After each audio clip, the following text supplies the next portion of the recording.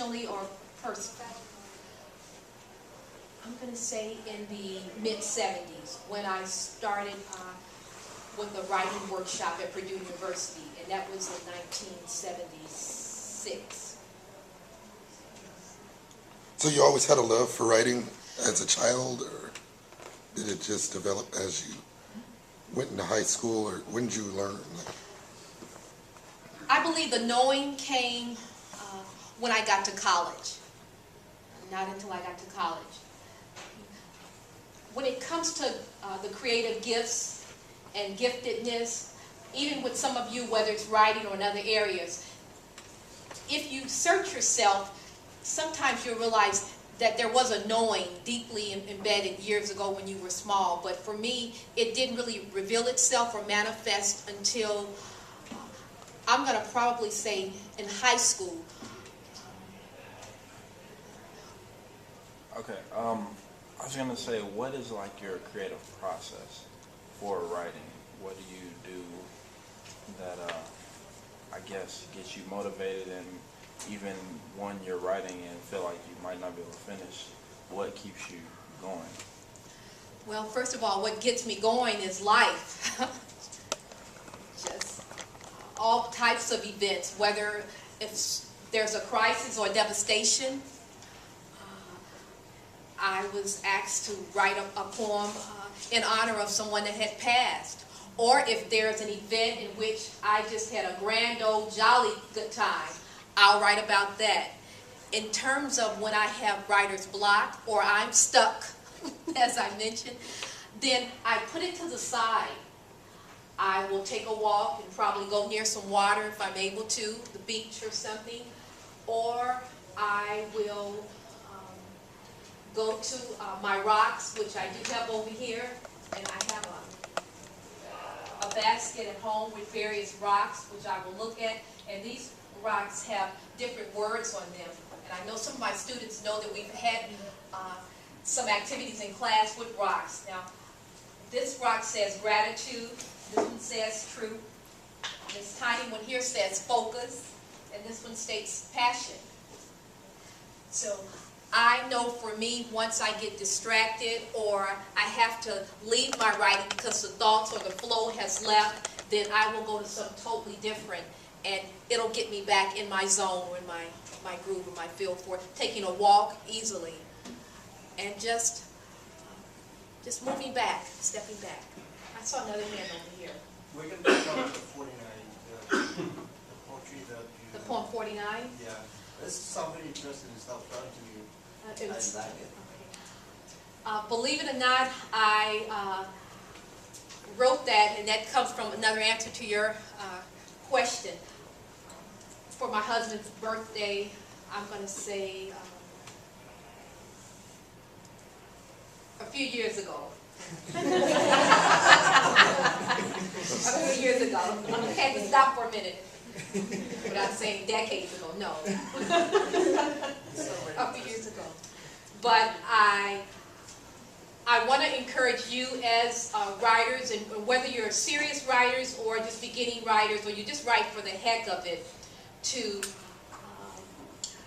explore all your various voices. As you can see with poems like Weep America or Stop the Noise of Violence, that there was a seriousness, a very sobering tone to that.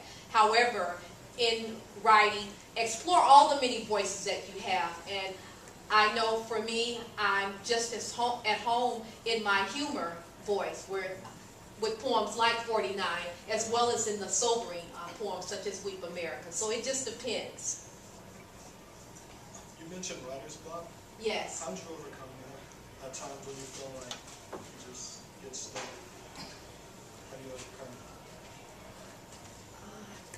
I'm trying to actually answer your question in another way, because I kind of addressed it in terms of just pulling back. When the block is there, one point that's really key for all of us to do if we're serious about writing is to recognize it. First of all, recognize that you're stuck, that you can't go any further. That's a strength there, recognizing it first, and then feeding that blockage with something that's probably as far east way as west is, then going back and approaching it. So just pull away from it? Absolutely. I can't state that enough. To just pull away from whatever the current project is. Because many times when you continue to persevere and trudge through, what you actually want to say doesn't have that oomph, as I call it, to it. So when you pull away and come back to it, then the juices will be refreshed and renewed.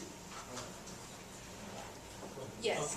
On your short stories, is that just a concept that you come up with that you build a story around, or does that kind of develop with an idea, or how does that work?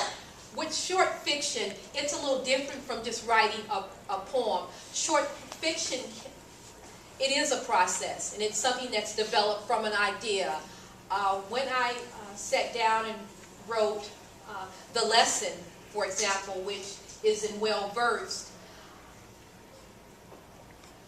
I first started with just taking some notes, and those notes served as more so like the whole thesis statement or the whole main idea behind that particular story about an individual who goes off to another city and works temporarily, but meets someone that feeds them a life lesson. So I get kind of the big picture with that.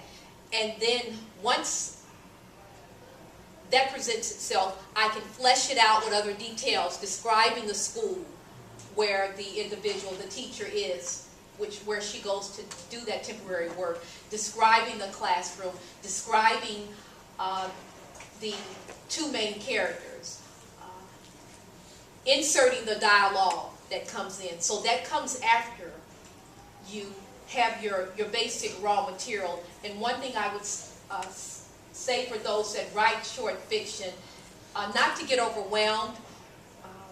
A lot of the description can be a little intimidating and overwhelming for one. Well, making sure they describe, say, this room, covering all the details. But what I tell writers to do, just get it out. Just get it out, and then you can put the fluff and all the other trimmings on later. Yes. Two things. Like, when you write, do you write to be published, or do you write to just write and kind of just get it out? And how important is it for your husband and children to, I guess, be there with you when you write and, I guess, kind of motivate you? How important are they in that writing? Your first part of your question, I write to release.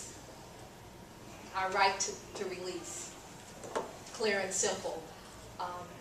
Publication, that's icing on the cake. That's an if it happens type of dynamic. But I write to release.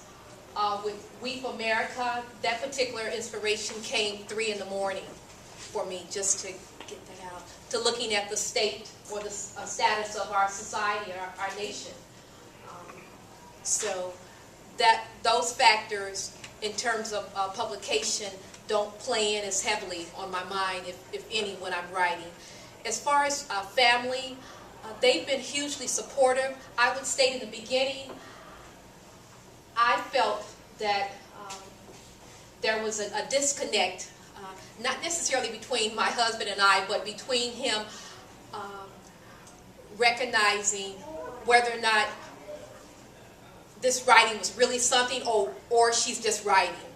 Okay, but now the fact that it has turned into major projects, in which publications, he sees now when I'm off and wanting some time to write, give me some time to write, and not just, oh, you're just writing, that's nothing, come on and help me with this. Okay, so that evolves, but truly I will still hold to this particular premise, and I've come to this conclusion, and I've also shared with other writers, and they kind of feel the same way, that no one really knows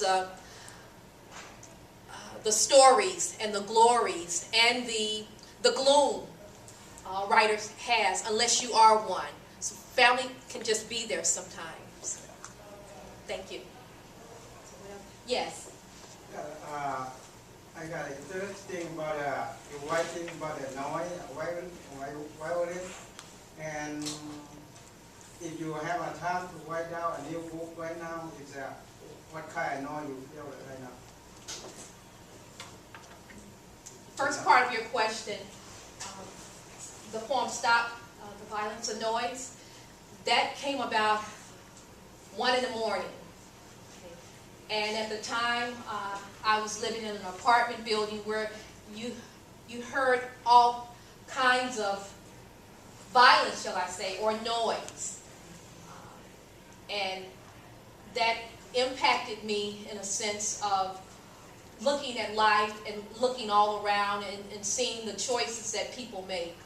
And leaving just that area physically, as well as just looking at that area where I was and where a lot of people are even today, and looking at, again, at the big picture, society at large, with what's going on, with generations who see no future. We know we have young people today that don't value life and will put your lights out, so to speak, or shoot you over a dime or a dollar. So all of that now just really trickled into that. In terms of my current project, I do have a book publication that I'm working on. It's entitled Time and Chance. Time and Chance. So you're from Indiana, Yes, originally. and you've lived here long? Several years. Good. So did you move here because you like the scenery, and is that where you draw your inspiration from, your environment, or? For the most part, in addition, my husband had lived here before, Okay. and he enjoyed the fishing, Yeah, the fishing. steelhead and salmon fishing. So with that, we made our way to the. So you like it here? Northwest. I love it here. Good. Good. Thank you so much. Thank you.